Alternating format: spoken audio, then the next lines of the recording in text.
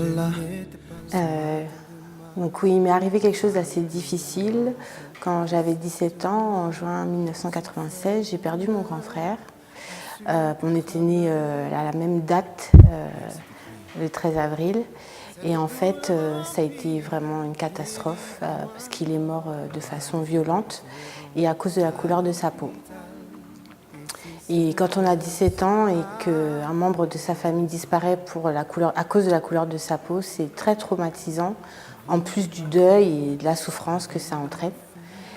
Et j'ai commencé à douter, pas de Dieu, mais beaucoup de l'éducation que mes parents m'ont donnée, parce qu'ils m'avaient toujours dit que si on se comporte bien dans la vie, qu'on fait bien ses études, on n'a pas de problème.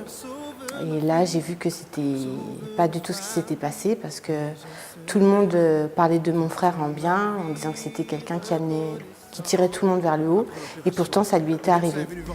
Et à cause de ça, j'ai connu une grande phase de désespoir. Ça a été terrible, parce que je voyais plus de sens à la vie. Je ne comprenais pas à quoi ça servait d'être sur Terre. Et j'en suis venue au point où je voulais plus vivre, en fait, tout simplement.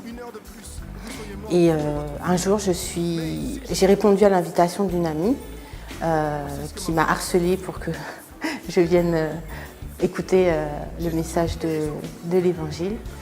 Et je voyais tout le monde heureux, mais ça ne marchait pas pour moi. Donc j'ai crié à Dieu, je lui ai demandé s'il était vraiment réel, s'il existait, de me parler. Et c'est ce qu'il a fait.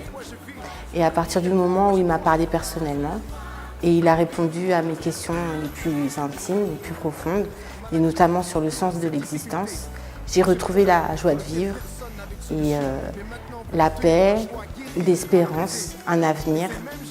Il l'a fait pour moi. Comment avez-vous pu survivre?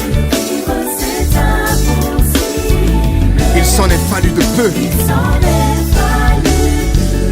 Maintenant, lève la tête, regardez dans les yeux et réponds-leur: si j'ai survécu,